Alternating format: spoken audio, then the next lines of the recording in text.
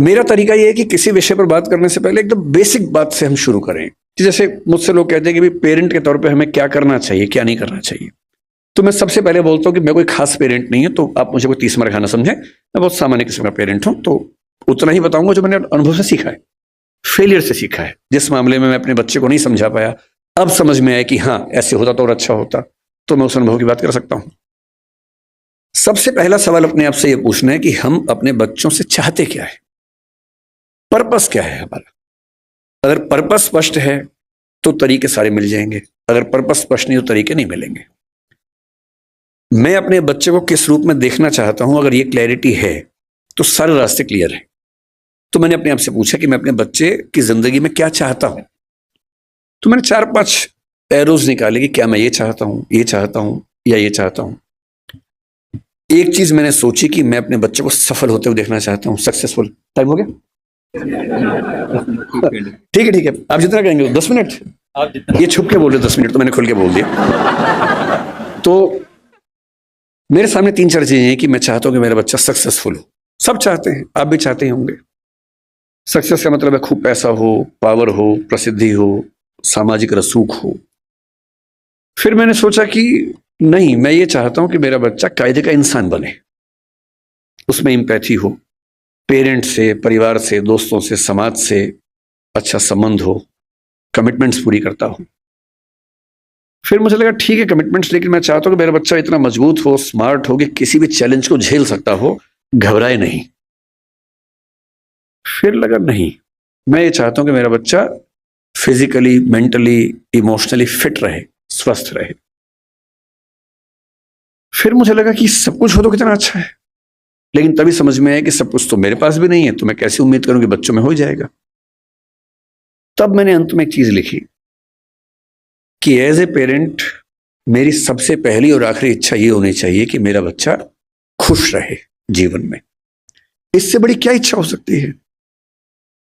आप कहेंगे कि हाँ सक्सेसफुल हो और खुश रहे, ठीक तो है, पर मैं ये कह रहा हूं कि कभी कभी ऐसा हो सकता है कि सक्सेसफुल होकर दुखी रहे, और जैसी सक्सेस आप चाह रहे थे वैसी ना मिलने के बाद भी खुश रहे। और अगर मुझे दोनों में से एक को चुनना हो कि सक्सेसफुल और दुखी, या कम सक्सेसफुल लेकिन खुश, तो एज ए पेरेंट मेरा पहला भाव क्या होना चाहिए? कि वो खुश रहे। क्योंकि मैंने तो ऐसे IAS IPS अधिकारियों को देखा है जिन्होंने आत्महत्याएं कर ली हैं, उनसे बड़ा सफल कौन होगा? मैंने ऐसे बड़े बड़े टाइकून्स को देखा है बिजनेस की दुनिया के, जो खुश नहीं है। इनसे बात करो तो लगभग रोते रहते हैं रात दिन, लेकिन टाइकून्स हैं, बहुत अमीर लोग हैं। तो मैं ऐसा क्यों चाहूं कि मेरा बच्चा ऐसा हो? तो मैंने एक पिरामिड बनाया जो शायद आपके काम का भी हो। मैं एकदम क्लियर हूं, मैं अपने बच्चे से हमेशा ये बात करता हूं कि भैया मुझे सबसे पहले ये चाहिए कि तुम खुश रहो, बाकी सब सेकेंडरी है। उसके साथ हो जाए तो अच्छा है, नहीं तो मुझे तुम्हारी खुशी से मतलब है, बाकी सब बातें बात की। खुशी कैसे आएगी? खुशी इस बात से आएगी कि मैं उसके ऊपर अपनी इच्छाएं थोपूं नहीं, समझाऊं, परसुएट करूं। अगर मुझे लगता है कि वो गलत रास्ते में, तो मैं समझाऊं कि बेटा रास्ता गलत है, रीजन बताऊं, डिस्क्राइब करूं, उसे सही रास्ते पर लाऊं, समझ जाएगा। क्यों नहीं समझेगा बच्चा? पर मैं अपनी जिद में उसके ऊपर उसका करियर इंपोज करूं, नहीं तुम्हें यही करना होगा, तुम्हें इससे ही शादी करनी होगी, तुम्हें ऐसे ही जीवन जीना होगा। तो मैं ऐसे कई लोगों को जानता हूं जो बहुत सफल हैं और अपने माता पिता से, स्पेशली अपने पिता से नफरत करते हैं। नफरत बहुत भारी शब्द है, लेकिन वो नफरत ही करते हैं। वो कहते हैं कि मेरे पिता ने मुझे जबरदस्ती ये विषय दिलवाया, इंजीनियरिंग करवा दी, मेरी इच्छा नहीं थी। मेरे पापा ने मुझे जबरदस्ती IAS का एग्जाम दिलवाया, मेरी इच्छा एकदम नहीं थी। मेरी इच्छा सिंगर बनने की थी। क्योंकि मैं पढ़ने में ठीक था, मैं बन भी गया सिविल सर्वेंट। मैं सिविल सर्वेंट हूं, मैं नौकरी कर रहा हूं ठीक से, पर मुझे मजा नहीं आता है। मैं रोज दुखी होता हूं। और आज भी मेरे पिताजी मुझे कहते हैं, उसने कहा कि मेरे पिताजी मुझे रोज धमकी देते थे कि अगर ये काम नहीं किया तो मैं सुसाइड कर लूंगा, ये कर दो वरना मैं ये कर दूंगा, ये कर दो वरना मैं वो कर दूंगा। और हमारा पूरा परिवार उनके खौफ में जिंदगी जीता रहा। हम सब सफल हैं उनके दबाव की वजह से। पर 3 दिन पहले मेरे पापा ने, फिर ये बात 10 साल पहले कर रहा हूं मैं, 3 दिन पहले मेरे पापा ने मुझे फोन किया मेरी शादी के लिए। अब मुझे मार पीट के सिविल सर्वेंट बना दिया है, जो मेरा मन नहीं था। आप कह रहे हैं बेटा लड़की फाइनल कर दी है, इससे शादी करनी है, और मैं किसी को जवान दे चुका था।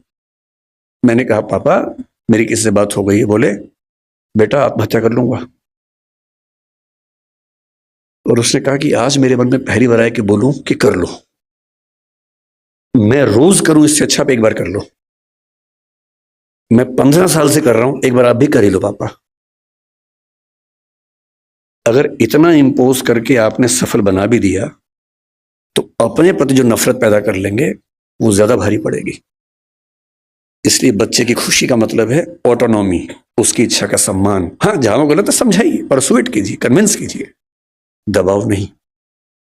जिसकी जिंदगी में एक मिशन हो, अपने मन का काम हो और ठीक ठाक से रिश्ते हों, 2-4, 1-2 बढ़िया दोस्त हों, परिवार ऐसा हो कि जहां आके उसको मजा आता हो, शाम को घर आते हुए अच्छा लगे, ये नहीं कि अब रात गुजारने के लिए जाना ही होगा। उससे सुखी जीवन किसी का नहीं है। और इसलिए मेरा तो उसूल ये है कि दबाव डालकर अपने बच्चे से कुछ भी ना करवाना है, ना सोचना है। उसके बाद सारी बातें आती हैं। नंबर 2 पर मैं चाहता हूं कि मेरा बच्चा एक कायदे का इंसान बने, उसमें एम्पैथी हो, माँ बाप के संघर्षों को समझता हो, समाज को समझता हो, परिवार का महत्व समझे। इतना ही नहीं, आप तो जैन समाज से, और मैं भी कई मामलों में मन से बहुत नजदीक हूं। मैं सिर्फ शाकाहारी होने के नाते नहीं, मैं उसी तरह का व्यक्ति हूं जो आपके समाज में ज्यादा होते होंगे। अगर मैं बैठा हूं और कोई मच्छर वहां उड़ रहा है या चींटी गिर गई है तो मैं उसको उठा के बाहर छोड़ के आता हूं कि मर ना जाए, वो मेरी वजह से ना मरे कम से कम। तो मेरा स्वभाव वैसा है। और मतलब मुझ पर हंसते भी है कई लोग, हमारे परिवारों में इस बात पे हंसते हैं, पर उनके हंसने से मुझे क्यों फर्क पड़ना चाहिए? अगर मैं अपने किसी विचार में पक्का हूं तो हूं। मैं चाहता हूं कि मेरा बच्चा एक एक प्राणी के प्रति लिबरल हो, एम्पैथेटिक हो। और मैंने पाया कि इसका एक बड़ा अच्छा तरीका है। हमने अपने घर में एक पेट पाला कुछ समय पहले, अभी उसकी कुछ दिन पहले मृत्यु हो गई। और मैंने पाया कि एक पेट के होने मात्र से घर के सब लोग ज्यादा संवेदनशील हो गए, उसके प्रति नहीं, सबके प्रति हो गए। उसको दर्द होता है तो हमें सबका दर्द समझ में आने लगा। इतना फर्क पड़ता है सिर्फ इस बात से कि आपने उसकी एम्पैथी के लिए ऐसी सिचुएशंस क्रिएट की या नहीं की। और तीसरी बात, क्योंकि समय पूरा हो गया, मैं सिर्फ इतना कहूंगा, नंबर 3 पर एक ही चीज आती है कि आपका बच्चा स्मार्ट हो, दुनिया को हैंडल कर सकता हो। एकदम रिसेंट एग्जांपल 4 दिन पहले का है, आखिरी एग्जांपल के बाद खत्म करता हूं। एक बच्ची है जिससे मेरा दिल जीत लिया 3 दिन पहले। उत्तर प्रदेश की 10वीं क्लास की बोर्ड की टॉपर है। उसका नाम है प्राची निगम शायद। उस बच्ची का जो गेटअप है थोड़ा सा अलग है। उसकी थोड़ी सी मूंछ है, हल्की सी दाढ़ी है, जो कि बहुत रेयर बात नहीं है। लड़के और लड़की में उतने अंतर नहीं होते जितने हम सोचते हैं। आजकल हम जब स्टडीज करते हैं जेंडर में, इस बात को समझते हैं। टेस्टोस्टेरोन हार्मोन पुरुषों में भी, महिलाओं में भी। पुरुषों में थोड़ा ज्यादा है, महिलाओं में थोड़ा कम है। और यदि किसी महिला में थोड़ा सा ज्यादा हो जाए तो थोड़ा सा चेहरे पर बाल आ जाते हैं। हार्मोनल थेरेपी करवा लो तो ठीक हो जाता है। इतनी सी बात है। अब उस बच्ची को पढ़ने में बहुत मन लगता है। उत्तर प्रदेश बोर्ड का टॉपर होना मजाक नहीं होता है। उत्तर प्रदेश बोर्ड बहुत मुश्किल बोर्ड होता है। उसकी टॉपर है वो, और उसे चेहरे पर थोड़े से बाल है। जब उसने टॉप किया उसके इंटरव्यूज आए, और हमारे बदतमीज समाज ने, हमारे गंदे समाज ने उस बच्ची की मेहनत की तारीफ जितनी की, उससे ज्यादा उसके लुक्स को ट्रोल किया, गंदे गंदे कमेंट किए। और सोच के देखिए, 10वीं क्लास का बच्चा जिसकी उम्र 15 साल होगी, जो पढ़ने में इतना डूबा हुआ है कि फर्स्ट रैंक लेके आ रहा पूरे स्टेट में, उसकी मेहनत पर बात नहीं हो रही है। बात हो रही है कि उस लड़की के चेहरे पर बाल कैसे। कैसा भद्दा समाज है हमारा। 2 दिन बाद उसका फिर एक इंटरव्यू आया, और उसने इंटरव्यू में क्या कहा, थोड़ी दुखी आवाज में कहा कि इतनी ट्रोलिंग हुई, मुझे मेरा मन करता है काश में टॉप ना करती। ये हमारे समाज के मुंह पे थप्पड़ है, तेज थप्पड़ है, जो लगना भी चाहिए। लेकिन जो मैं आखिरी बात आपसे कह रहा हूं वो इसके बाद की है। उसके 2 दिन बाद फिर उसका एक इंटरव्यू आया, जो मैंने कल देखा, और उसने कहा कि ट्रोलिंग हुई बहुत, लेकिन मुझे खास फर्क नहीं पड़ रहा, मैं ठीक हूं। इसी बहाने फेमस भी हो गई। और रही बात इसकी, तो ये तो जब चाहूंगी ठीक कर लूंगी, इसमें ऐसी कौन सी बात है।